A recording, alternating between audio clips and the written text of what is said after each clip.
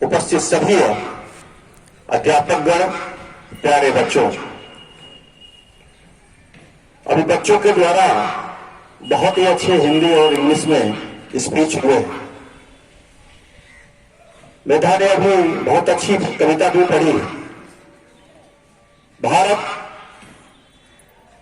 का गणतंत्र दिवस आज हम सब लोग मना रहे हैं। भारत कोई भूमि का टुकड़ा नहीं।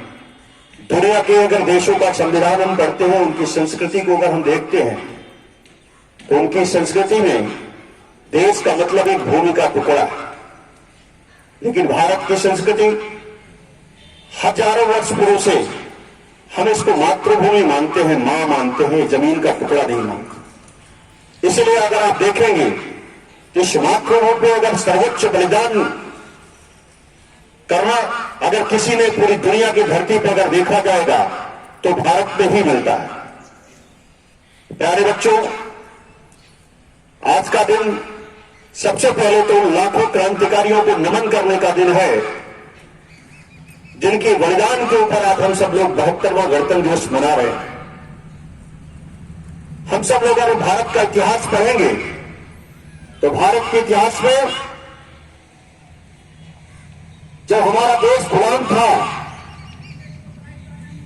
उस गुलामी के बेड़ियों से मुक्त कराने के लिए लाखों लोग क्रांतिकारियों ने अपने प्राणों की आहुति दी। बहुत कठिन परिस्थिति था उस समय देश के अंदर जीवन जीना, स्वाभिमान के साथ जीवन जीना। गुलामी की दास्तां क्या होती है? आप अपना जीवन अपने तरीके से नहीं जी सकते। आपके ऊपर सारी चीजें थोप दी जा रही थी उस समय। लेकिन उस समय अभी जिनका हम लोगों ने 23 जनवरी को जन्मदिवस के रूप में मनाया है, नेताजी सुभाष चंद्र बोस ने,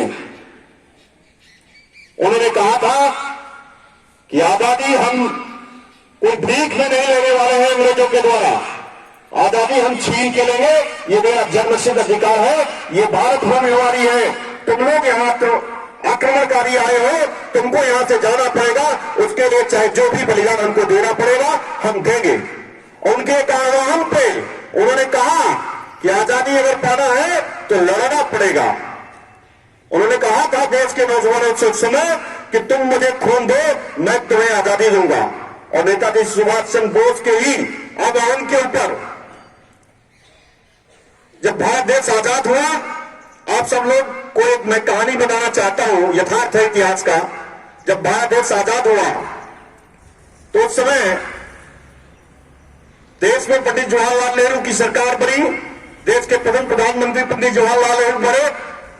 लेकिन उस समय ब्रिटिश के प्रधानमंत्री जब भारत में आए तो उस समय के बहुत ही प्रसिद्ध इतिहासकार ने उनसे एक प्रश्न किया कि आप मुझे ये बताइए कि आजादी की वजह से तो बहुत सारे कारण हैं, भारत को आजादी आप लोगों ने दी, लेकिन एक सबसे प्रमुख कारण अगर आपसे पूछा जाए तो कौन सा कारण है? तो उन्होंने कहा था अगर एक कारण आप जानना चाहते हैं तो एक कारण मात्र नेताजी सुभाष चंद्र बोस है। नेताजी सुभाष चंद्र बोस ने आजाद भारत के अगर पहले प्रधानमंत्री हिंदुस्तान के अगर कोई हुए तो नेताजी सुभाष चंद्र बोस हुए। यह एक इतिहास है जो हम सब लोगों को झुठला दिया गया, हम सब लोगों को पढ़ाया नहीं गया, हम सबको बताया नहीं गया। 1943 में आजाद हो चुका था हिंदुस्तान। 1943 में नेताजी सुभाष चंद्र बोस आजाद भारत के पहले प्रधानमंत्री हुए थे और 9 देशों के द्वारा हमारे हिंदुस्तान की सरकार को मान्यता दे दी गई थी। मजबूरी में आके छल के द्वारा, षड्यंत्र के द्वारा अंग्रेजों ने बाद में नेहरू को सत्ता सौंपने का काम किया। यह एक सच्चाई है, जो सच्चाई हम सबको इतिहास से छुपा देने का काम किया गया। बहनों भाइयों, मैं आप सबसे आग्रह करना चाहता हूं कि आजादी के काल के अगर संघर्षों की गाथा हम सब लोग पढ़े तो हमारे महापुरुषों के प्रति हमारा अपने आप श्रद्धा के साथ ये सर नतमस्तक हो जाता है। ऐसे कठिन परिस्थिति में उन सब लोगों ने अपने मातृभूमि की आजादी की लड़ाई लड़ी है। कितना कठिन परिस्थिति, रातों रात चलते हुए, सोना नहीं होता था, भोजन नहीं पाते थे, जंगलों में दिन बिताते थे, लेकिन उन्होंने इस मातृभूमि के प्रति अपना सर्वोच्च बलिदान दिया। तब आज हम सब लोग ये 72वां गणतंत्र दिवस के रूप में मना रहे हैं। हम सब लोगों ने देखा भारत एक गणतंत्र दिवस है। भारत सभी धर्म, जाति, संप्रदाय, भाषा, मजहब सबका सम्मान करता है। भारत दुनिया का सबसे बड़ा लोकतंत्र भी माना गया है। आप सब लोगों ने देखा अभी हमारे यहां पर कितनी पूरी वैश्विक महामारी के रूप में कोरोना वायरस आया। इस कोरोना वायरस में जब पूरी दुनिया में त्राही मच रही थी तो भारत ने पूरी दुनिया को एक नई तरीके का मार्ग दिखाया कोरोना वायरस से हम कैसे लड़ सकते हैं। जिस भारत को लोग कहते थे ये भारत पिछड़ों का देश है, ये भारत चरवाहों का देश है, ये भारत अशिक्षित है, ये भारत बेरोजगारों का देश है, ये भारत से कुछ सीखने वाला नहीं है, वही भारत ने जब अवसर आया पूरी दुनिया में कोरोना महामारी का तो पूरी दुनिया को उन्होंने मार्गदर्शन देने का काम प्रधानमंत्री के नेतृत्व में हम सब लोगों ने करके दिखाया। और ये क्यों करके दिखाया?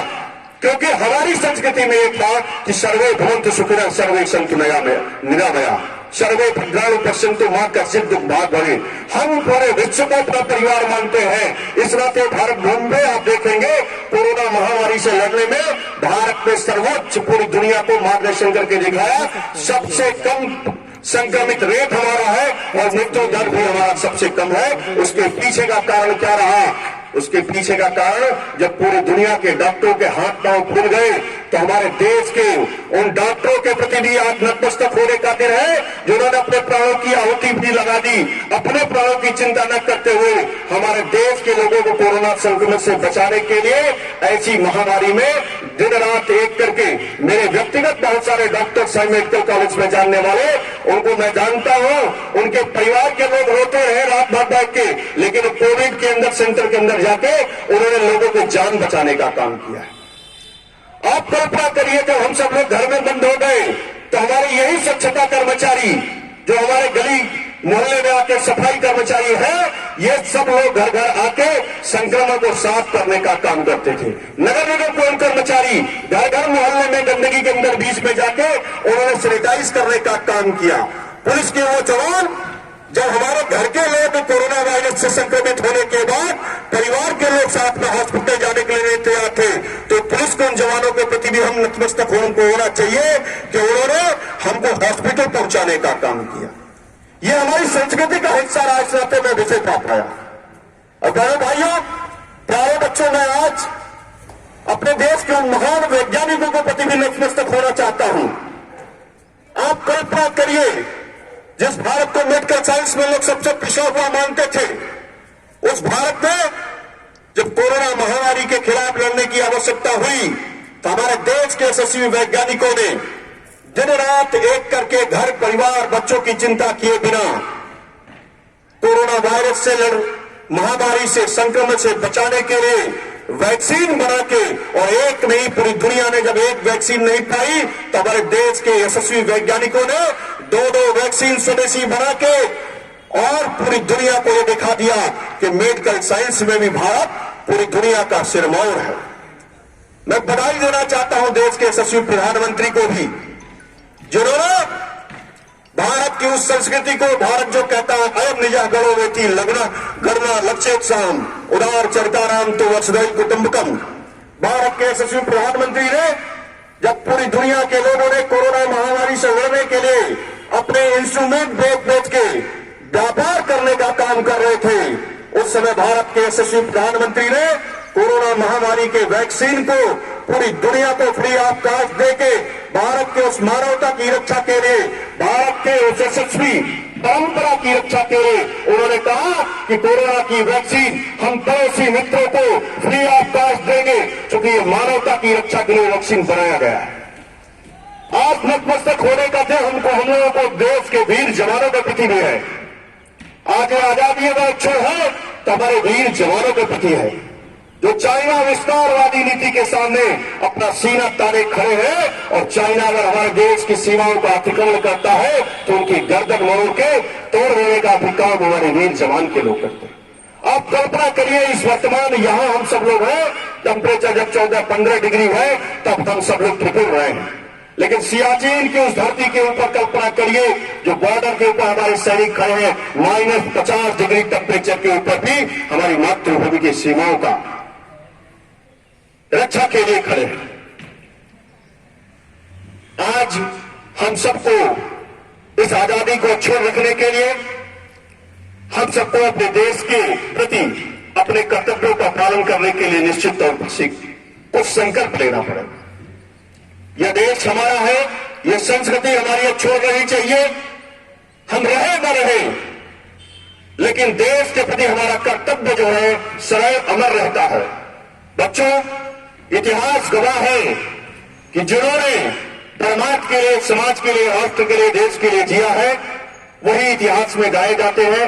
आप सब लोगों से मेरी आज के गणतंत्र दिवस में पुनः मैं बहुत बहुत आप सबको बधाई देना चाहता हूं और आप सबसे ये निवेदन करता हूं कि देश के प्रति हमारा जो कर्तव्य है, हम समाज में रहते हुए इस देश की संस्कृति को बचाए रखें, इस देश की विविधता को बचाए रखें, इस देश की नदियां हैं उनको भी अक्षुण्ण रखें, क्योंकि आने वाला जो समय है भारत के लिए वो बहुत चुनौतीपूर्ण है। उस चुनौती में अगर लड़ने के लिए सबसे बड़ी अगर हमारे पास कोई शक्ति है तो हमारे देश में युवा शक्ति है। पूरी दुनिया में अगर युवा शक्ति सबसे बड़ी किसी के पास है तो भारत के पास है और मेरा विश्वास है कि भारत आने वाले समय में विश्वगुरु के रूप में अक्षुण्ण होगा। और अगर ये कोई काम कर सकता है तो इस देश के शिक्षक कर सकते हैं, क्योंकि चाणक्य ने कहा था कि वो देश तब पराजित नहीं होता जब कोई देश पराजित होता है। जिस देश का शिक्षक पराजित हो जाता है उस देश की पूरी जनरेशन पराजित हो जाती है। अगर देश का शिक्षक पराजित नहीं होता तो उस देश की जनरेशन कभी पराजित नहीं हो सकती। चाणक्य के इतिहास में हम सब लोगों को मालूम है कि एक शिक्षक थे चाणक्य, और चाणक्य ने चंद्रगुप्त को बना के और धनानंद के पूरे साम्राज्य को, जो निरंकुशवाद की तरफ, जो अत्याचारी साम्राज्य था, उसको समाप्त करने का काम किया था, तो यशस्वी शिक्षक के रूप में चाणक्य ने किया था। मुझे विश्वास है कि भारत विश्वगुरु बनेगा तो उसमें हमारे शिक्षक की भूमिका सबसे महत्वपूर्ण होगी।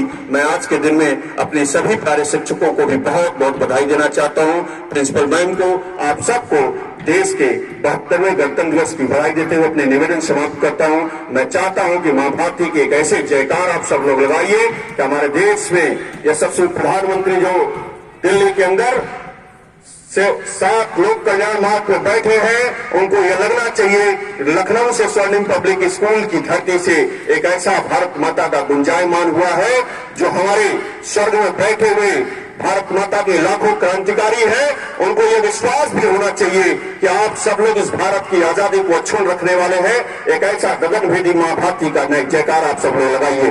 दोनों हाथ खड़े करके बिल्कुल वीरों की भूमिका में लगाना चाहिए कि सियाचिन की धरती तक आपकी आवाज जानी चाहिए। भारत माता की, भारत माता की, वंदे। बहुत बहुत धन्यवाद।